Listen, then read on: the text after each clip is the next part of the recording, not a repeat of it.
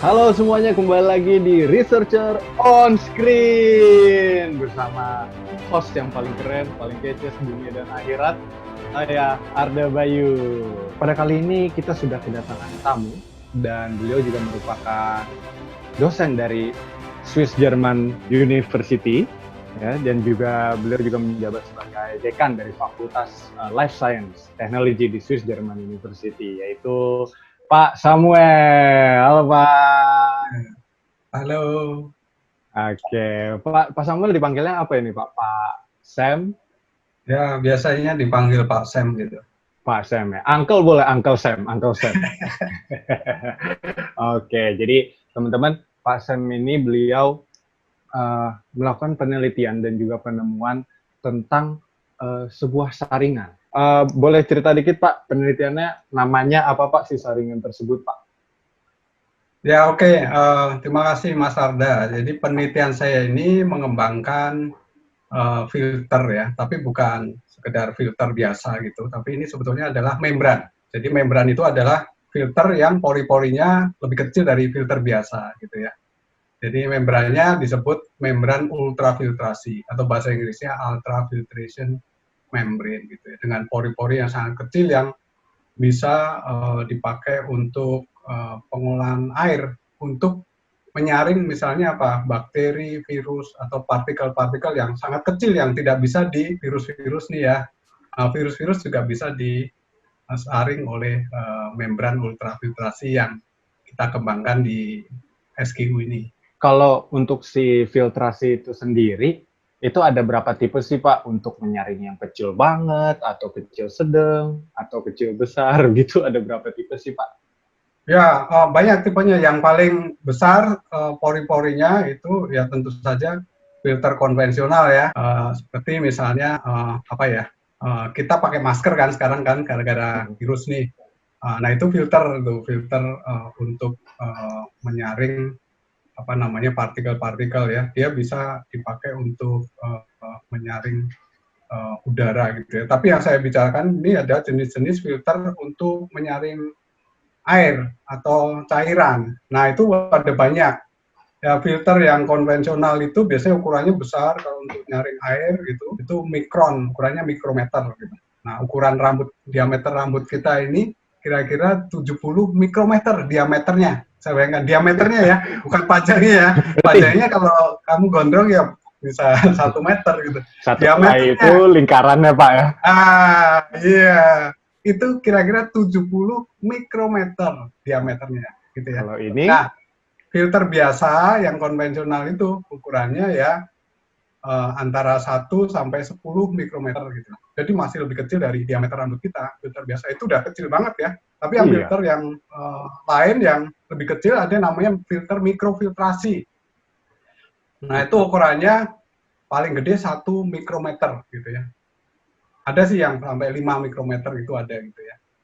Nah, tapi yang saya kembangkan sih namanya membran ultrafiltrasi. Nah, itu lebih kecil lagi ukurannya mulai dari 10 nanometer. Jadi 1 nanometer itu 1 mikrometer dibagi 1000, Mas. Jadi rambut Anda kan 70 mikrometer. Saya bagi 1000. Diameternya tadi dari 1000 itu jadi tadi 70 nanometer ya. Nah, itu hampir nggak kelihatan kasat mata dong, Pak. Nggak kelihatan apa-apa. Jadi seperti ya plastik gitu ya, kita lihat itu kan kayaknya nggak ada pori-porinya, padahal ada. Nah, yang paling kecil itu tidak ada pori-porinya, Mas. Jadi itu namanya reverse osmosis gitu ya. Membrannya reverse osmosis. Ini bisa dipakai untuk menyaring air laut ya menjadi air tawar, menyaring garam. Nah, kalau minum air laut kan asin tuh, asin ya, nggak bisa diminum ya. Kalau Mas Arda di Kepulauan Seribu misalnya nggak ada air pump di sana, nggak ada jual aqua gimana? Nah, bawa membran reverse osmosis di sana. Modalnya itu kemudian dipompa, keluarlah air yang sudah tidak ada garamnya. Itu reverse osmosis, itu yang paling kecil. Atau bahkan tidak ada pori-porinya. Ada satu lagi antara ultrafiltrasi sama reverse osmosis, namanya nanofiltrasi. Nah, nanofiltrasi ini ukurannya pori-porinya lebih kecil lagi, 1 nanometer ya. Nanometer nggak bisa dilihat pakai mikroskop pun nggak kelihatan, Mas. Ya, karena itu juga untuk nyaringnya udah nyaring partikel yang lebih kecil lagi, Pak ya. Iya. Oke, terus itu tadi Pak Sam bilang bisa dibawa ke pantai, ke Pulau Seribu. Itu segede apa sih Pak alatnya? Apakah bisa dibawa-bawa, portable, atau gimana Pak? Yang bisa dibawa pantai tadi reverse osmosis ya. Kalau yang Ya. punya saya nggak bisa menyaring air laut itu, karena dia pori-porinya lebih besar gitu ya. Tapi intinya bisa dikontrol lah pori-porinya. Nah kalau yang mau dibawa pantai namanya reverse osmosis membrannya. Itu di Indonesia sudah banyak yang jual itu.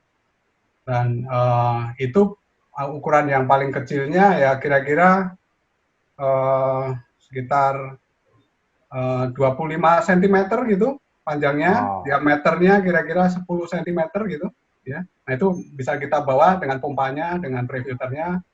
Nah tapi Mas Ada perlu colokan listrik itu karena harus menggunakan pompa. Kalau ke pantai nggak ada colokan listrik gimana dong? Iya, susah listrik Pak di pantai pulau-pulau begitu. Colok di lubang hidung juga nggak nyala ya. Colok ke sini. Nah bisa itu misalnya gini, pakai tenaga matahari Mas. Solar cell. Jadi kita membawa solar cell-nya kecil ya. Gitu, nanti kita taruh di pantai sambil tiduran di pantai itu menghasilkan listrik untuk menggerakkan pompanya. Pompanya menggerakkan air lautnya disaring pakai reverse osmosis. Nah, Mas Ada bisa santai-santai sambil nunggu ngecas ya Pak ya. Nah. Oke Pak, kalau yang buatan Pak Sam ini Pak, kan katanya dari limbah nih Pak ya, dari limbah juga ya, limbah plastik atau limbah apa aja Pak? Itu Bapak bikinnya gimana sih sampai akhirnya bentuknya jadinya kayak gimana sih Pak kira-kira? Jadi kalau membran ultrafiltrasi ini memang sudah banyak yang jual nih sekarang, banyak negara-negara maju yang sudah memproduksi. Indonesia ini belum diproduksi, belum ada yang memproduksi membran ini. Tapi yang saya buat di sini adalah materialnya material murah meriah Mas. Itu apa? Limbah botol plastik. Wow, gratis botol plastik itu bisa dipakai kan biasanya untuk packaging untuk air mineral, jus atau apa gitu ya, minuman. Sisa ya Pak bisa kita pakai. Nah, botol plastik ini kan jadi masalah lingkungan. Bener Pak. Bayangkan aja penduduk Indonesia 250 juta misalnya ya. 10%-nya aja satu hari minum, 10%-nya misalnya gitu ya. Berapa botol? 25 juta. Ya, 25 juta botol. Misalnya 10% orang minum dari botol di recycle ya. Nah, biasanya botol plastik ini di recycle gitu ya. Jadi botol plastik lagi atau hanya dibakar gitu. Berarti Bapak ini juga termasuk aktivitas recycle ya Pak ya? Iya. Ini cuman recycle-nya hasilnya higher grade product. Jadi ini kan jadi teknologi tinggi ya produknya ya. Kalau jadi botol lagi kan ya berarti ya sama harganya kan, botol plastik dari botol plastik lagi itu berarti the same grade dari produknya. Kalau ini higher product. Oke, jadi memang sudah banyak teman-teman kita yang merecycle botol plastik ataupun plastik menjadi fashion ataupun menjadi baju, karpet dan segala macamnya. Tapi Pak Sam ini merecycle-nya menjadi sesuatu yang berteknologi bahkan bervalue tinggi ya Pak ya. Ya. Oke Pak, dengar-dengar juga ini penelitiannya dapat World Class Research Grant ya Pak ya. Ya. Nah, itu boleh dijelasin sedikit Pak itu tentang World Class Research Grant-nya? Ya, memang dari waktu itu masih Kemendikbud namanya tahun 2018 ya, membuka kesempatan untuk para peneliti untuk submit proposal ya untuk mendapatkan hibah WCR singkatannya World Class Research.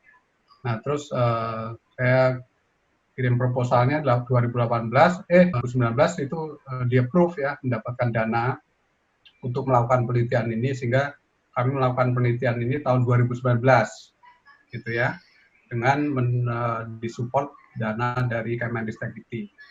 Dan setelah itu tahun 2020 ini lanjut ke tahun kedua karena penelitian ini proyeknya 2 tahun. Jadi kami masih tetap lanjut walaupun sekarang masih wabah gitu, kita nggak bisa ke laboratorium, tapi tetap kita bisa melakukan simulasi proses ya, pemfilteran air gitu ya. Di rumah kita tetap bisa lakukan bersama tim mahasiswa kami di SKU. Oh, jadi bareng teman-teman mahasiswa juga Pak ya? Iya, ini tim saya isinya mahasiswa semua mas gitu ya. Luar biasa nih mahasiswa ini masih muda-muda tapi mereka peduli lingkungan mas gitu. Oh, iya. Saya mau ikutan juga, bisa nggak Pak? Jadi Masih apa muda gitu nggak? Pak? Saya muda banget Pak. Oh gitu. Ntar saya minta KTP-nya dulu ya. Saya cek umurnya. Kan yang penting jiwanya Pak, jiwa Oh muda. gitu. Iya. Oke. Nah, Pak, ini kan saya dari tadi ngobrol sama Pak Sam, saya juga jadi ngerasa, aduh, ini Pak Sam pinter banget ya, apalagi dapat world class research grant lagi kan. Bapak nih dulu background-nya gimana sih Pak? Kuliahnya jurusan apa? Dulu sempat kuliah di mana Pak?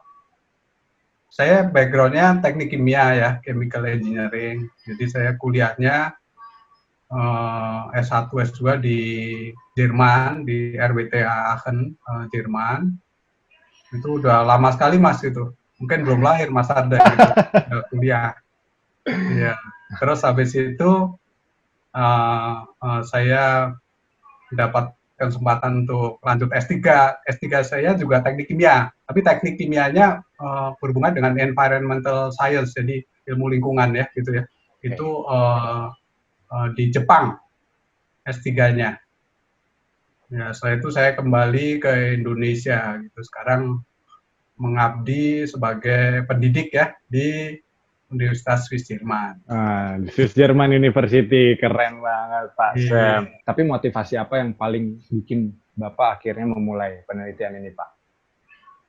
Ya, yang pertama waktu saya kuliah dulu ya, skripsi saya itu memang mengenai membran semua gitu, sampai S3 itu tentang membran. Setelah itu saya kembali ke Indonesia, ya saya agak sedih juga gitu karena negara kita agak tertinggal nih untuk teknologi membran ini. Memang sudah ada universitas terkenal di Indonesia yang melakukan penelitian ini ya, tapi sampai sekarang di Indonesia belum ada mas yang memproduksi membran ini.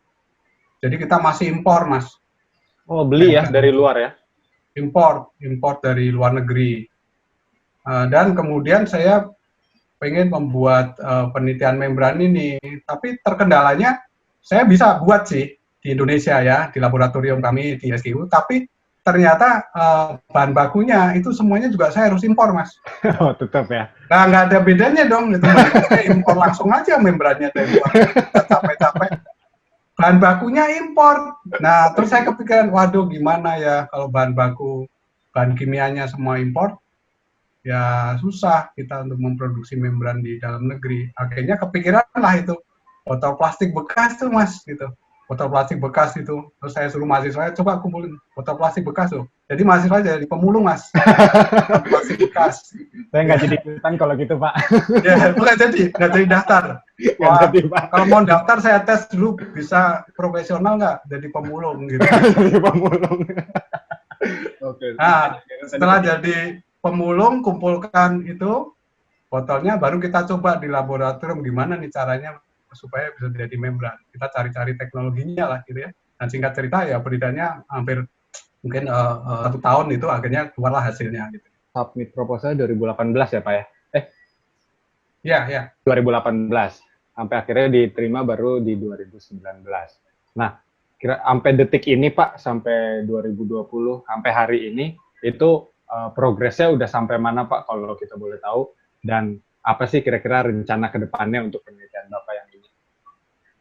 Ya, progresnya jadi kita sudah bisa membuat membrannya itu dan kita tes ya. Kita tes untuk menyaring protein. Proteinnya sebagai model itu kita pakai protein namanya protein BSA atau BSA. Itu bovine serum albumin, itu protein yang ada di hewan. Ini kenapa saya pakai model protein ini? Karena dia ukurannya itu sudah diketahui, ukuran partikel protein atau molekul protein ini sudah diketahui. Ukurannya yaitu 66.000 kilodalton, 66.000 dalton atau 66 kilodalton. Nah itu ukuran untuk berat molekul ya. Nah itu sangat kecil sekali mas gitu, sangat kecil. Nggak bisa dilihat pakai mata, nggak bisa pakai mikroskop, nggak kelihatan. Oh berarti pakai apa Pak? Karena dia molekul ya. Nah terus kita tes, ternyata bisa menyaring protein itu yang lewat air. Proteinnya yang ukurannya tadi 66.000 dalton itu ditolak oleh membran karena pori-porinya sangat kecil. Nah, 90% kira-kira ditolak, artinya membran ini memiliki kemampuan untuk menyaring protein sebesar 66.000. Nah, apalagi untuk menyaring virus yang ukurannya jauh lebih gede dari molekul, ya, atau bakteri atau partikel-partikel lain yang nanti kalau yang memproduksi tentu saja biasanya itu industri ya, karena kami dari universitas ini kan yang menguasai teknologinya gitu ya. Jadi penguasaan teknologi itu yang jadi target saya. Jangan sampai kita ini ketinggalan di dalam penguasaan teknologi membran yang sangat penting gitu ya. Karena membran ini banyak dipakai untuk industri-industri bukan hanya pengolahan air saja gitu, tapi industri farmasi yang itu banyak di Indonesia itu memerlukan membran ultrafiltrasi, industri makanan, industri minuman gitu, bahkan industri elektronik dan lain-lain itu memerlukan gitu ya. Sementara kita semuanya impor. Jadi target saya itu paling nggak kita menguasai teknologinya dan setelah itu ke depannya kalau kita bisa kerjasama dengan industri, kenapa kita nggak produksi gitu. Oke, saya doain Pak lancar-lancar semuanya. Bapak juga makin menguasai teknologinya. Yang penting kita di Indonesia dan juga sebagai universitas sudah menguasai si teknologinya Pak ya, biar nggak dibodoh-bodohin Ya, kita Pak ya. ya, ya. Nah, terus Pak, ini tadi Bapak ngomong lingkungan dan segala macamnya. Bapak di Swiss German University ini ngajar apa sih Pak? Kalau tadi ngobrolin soal lingkungan, apakah Bapak dosen teknik lingkungan di Swiss German University atau jurusan apa Pak? Ya, saya ngajarnya di Fakultas Life Science and Technology. Di situ ada 4 jurusan ya, tapi saya lebih banyak, saya ngajar di empat-empatnya, tapi saya lebih banyak ngajar di teknik kimia. Di situ ada 2 penjurusan. Yang pertama namanya Sustainable Energy and Environment. Yang kedua itu adalah Pharmaceutical Engineering. Gitu. Jadi saya ngajar di situ mata kuliah separation teknologi separasi. Salah satunya tadi teknologi membran itu saya ajarkan ke mata kuliah yang banyak saya ajar ke mereka. Selain itu saya ngajar mata kuliah lain yang lebih umum sih. Menurut Bapak untuk jurusan teknik lingkungan atau tadi Bapak juga sebut ya sustainable environment, sustainable energy and environment ya Pak ya. Ya. Kira-kira di bumi kita, nggak usah di Indonesia deh Pak, di bumi kita ini udah harus dilakukan apa sih Pak perbaikan, atau semua orang apakah harus memiliki mindset untuk menjaga environment kita dan juga recycle energi-energi yang ada di bumi. Seberapa penting sih Pak menurut Bapak? Ya, ini penting sekali karena kan jurusan ini namanya aja Sustainable Energy and Environment. Jadi energi dan lingkungan yang berkelanjutan. Pertama energi, semua orang perlu energi gitu ya. Kalau nggak ada energi kita nggak bisa hidup. Yang kedua kita perlu juga lingkungan yang sustainable gitu ya. Lingkungan kalau nggak lama-lama bisa rusak gitu ya.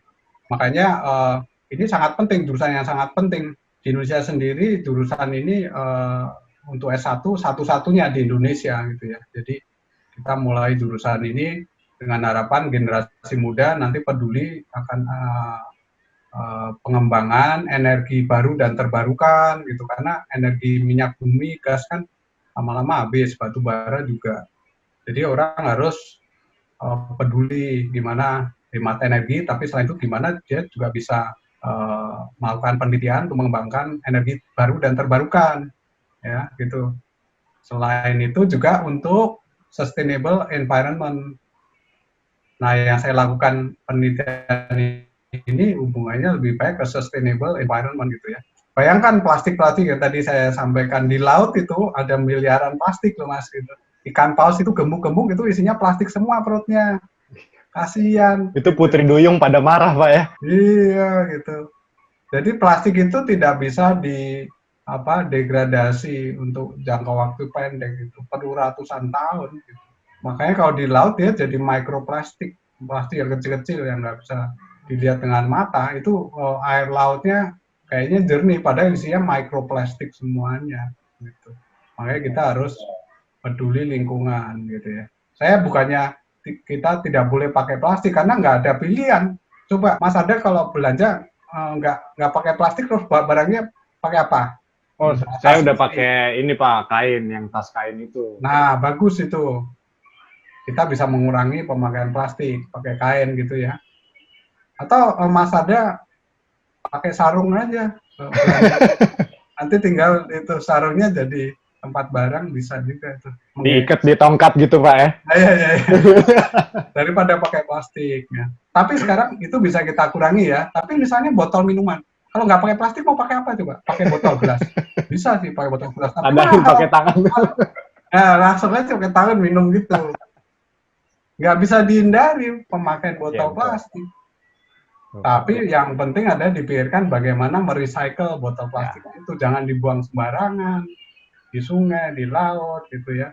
Atau di tempat sampah juga dibuang sembarangan gitu. Oke, jadi saya juga bisa ambil kesimpulannya dari Sustainable Energy and Environment ini bahwa apa yang kita ambil dari alam harusnya balik ke alam lagi Pak ya. Jangan malah menyisakan, jangan malah merusak gitu Pak ya. Atau bisa dipakai untuk hal-hal yang lain. Oke, Pak, pertanyaannya sudah habis. Terima kasih banyak atas waktunya dan juga ilmu-ilmunya, apalagi juga kerja kerasnya, usahanya untuk mengembangkan teknologi ini Pak. Saya doakan semua lancar-lancar aja, berguna bagi masyarakat Indonesia. Terima kasih Mas Arda. Ya. Baik, itu dia teman-teman wawancara kita dengan Pak Samuel dengan penelitiannya ya. Ini sangat keren banget. Jadi untuk teman-teman yang mikir dosen-dosen tuh cuma ngajar, kalian salah besar ya. Kita juga teman-teman dosen justru akan membangun bangsa. Oke, kalau gitu itu aja dari saya Arda Bayu Pradana. Sekali lagi terima kasih banyak Pak Samuel. Dan teman-teman, sampai bertemu lagi di Researcher on Screen berikutnya. Ya.